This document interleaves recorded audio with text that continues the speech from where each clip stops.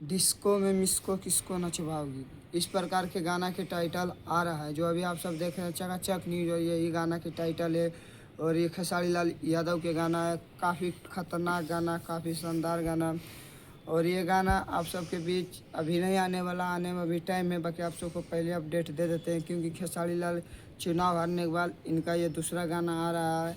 और काफ़ी शानदार गाना आ रहा है खेसारी लाल यादव के।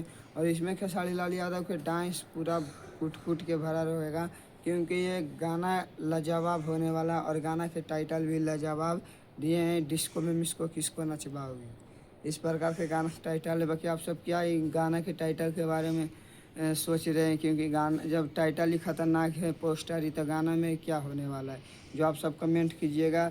और आप सबको हम बता देते हैं, यह गाना 2 तारीख को आने वाला है, 2 तारीख को। और अभी नहीं आने वाला है, और इनका पोस्टर कोई डेट ही नहीं पड़ा है। तो 2 तारीख को आप सब इंतज़ार कीजिएगा और जाके गाना सुन लीजिएगा, डिस्को में मिसको किसको नचवाओगे। तो आप सब चकाचक न्यूज़ के प्यारा आशीर्वाद।